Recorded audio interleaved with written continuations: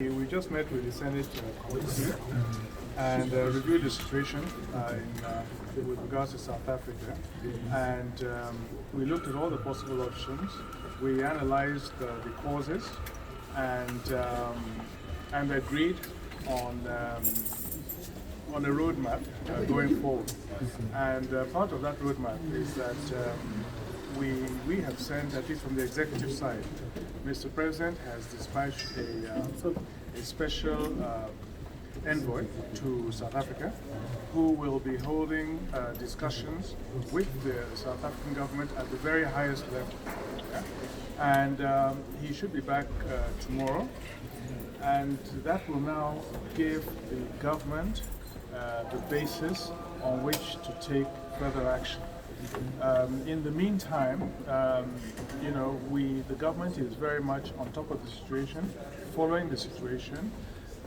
We know for a fact that no Nigerian life has been lost, so we are extremely concerned now to ensure that there will be adequate compensation for the property that has been lost and damaged. And we know that a private Nigerian airline is putting a plane at the disposal of those Nigerians that wish to take the opportunity to leave South Africa, but it's totally voluntary. And but we are particularly determined that this crisis should not recur. It's been happening for far too long. It's become almost endemic. And so with the distinguished senators, we were looking at some of the options that we have to ensure that this will be the last time that we will ever be meeting to be talking about Nigerians attacked in South Africa, and to take definitive measures. But we want to do that and start doing that once we have all the facts available, and then we will take the necessary measures. What becomes of the fate of Nigerians? Now, because you did say that it is voluntary for those who want to return through the aircraft that is volunteer. Now, what becomes the fate of Nigerians who decide to sit back when diplomatic tie with South Africa has been called off? No, we're not reaching to the stage of diplomatic ties called off. There are various options. We're not by any means at the stage where we're breaking diplomatic relations with South Africa. But as I said, we will wait for the envoy to come back. There are different actions that can be taken at the diplomatic level without necessarily breaking off diplomatic ties. But we want our decision and Mr. President's decisions to be an informed decision based after assessing all the facts, and of course the way the South African government itself reacts and what they say will also be very important in helping us to decide what we need to do. So how did you arrive at the conclusion that no Nigerian life has been lost when we have an envoy going there to fact check? No, the envoy is not going there to fact check, because we have people on the ground. We have a High Commission there, and we have a Consul General there who are engaging with the Nigerian Union in South Africa. So the facts are coming from them on the ground. Now, will it be that this report that there's no record of Nigerian dying, could it be that it may be for those who are not documented? That those who have died may have just been those not documented, or you're dealing with the only documented Nigerians in South Africa? We have a Nigerian Union in South Africa, and they are in touch with pretty much the Nigerians who are there in South Africa. And all the facts available indicate that no Nigerian life was lost. You mentioned that there's compensation for. You mentioned that there's compensation for victims. Who will be covering, Nigeria or South Africa? No, I didn't say that there's compensation for the victims. What I said is that the Nigerian government will be demanding that the victims be compensated. Now, this is a very important issue, because the South African government has been reported to say that they that nothing provides for them legally to provide compensation to these people. That they would have to resort to either the insurance companies or that kind of private arrangement. But we as a government are going to, we're going to challenge that. We believe that because in the past, no compensation was paid to these people. So for us, it's something that we feel we have to insist upon. Do you have information if people are volunteering to return, sir? Sorry? Do you have any information as to if people are volunteering? We understand that there are people who are interested in returning. And you say that the action will be taken. What are the likelihood of action?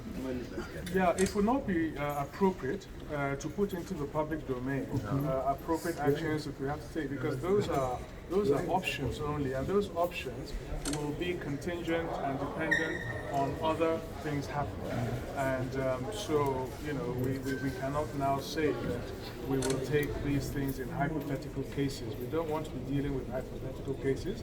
We want to be dealing with facts and as they develop. Committee chairman, sir, for the parliament, what are the likely outcomes? Parliament to parliament.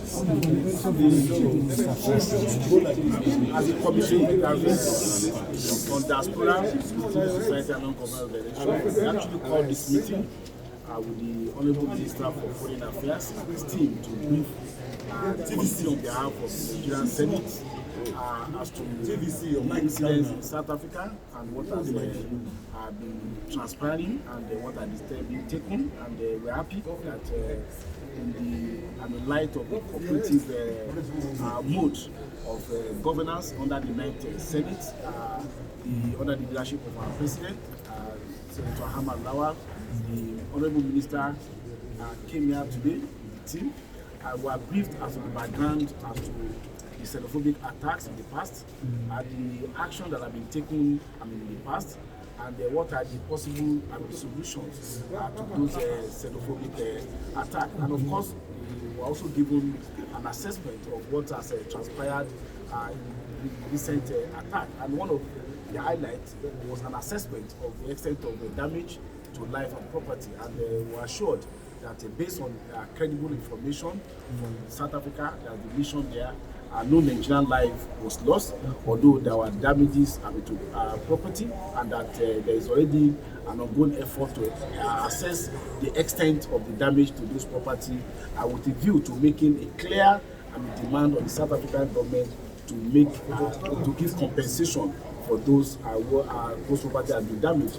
And the basis of that is that as a matter of duty under international law, the state has the responsibility to ensure the life and security of people under its domain, whether they are foreigners or citizens, and that is the demand that we have been assured the Nigerian government is going to make in this regard. More fundamentally is that the strategy that we have been adopted by the Nigerian government and through the Ministry of Foreign Affairs is that we must have a permanent final solution to the xenophobic attack. It should not be an endemic issue, things that come within a space of 24 months in between. So the options that are being considered is such that will be weighty enough to ensure that both, particularly the government of South Africa, is alive to its responsibility as to rule of law. But fundamental in resolving this matter is for us to appeal to Nigerians not to take law into their hands. As has been stated in the earlier statement by the Committee on Diaspora of the Senate, we need to exercise restraint, and Nigeria is a leader in Africa. And as a country, we must also show that we are responsible. Two wrongs can never make a right. So we appeal to Nigerians to remain calm. So far from the briefing that we have been given, we believe that the Nigerian government, the executive level, are doing very, very much to ensure that the sovereignty of our people is alleviated, that we will find a lasting solution to the problem. And in terms of evacuation, beyond the efforts of the private airline, the government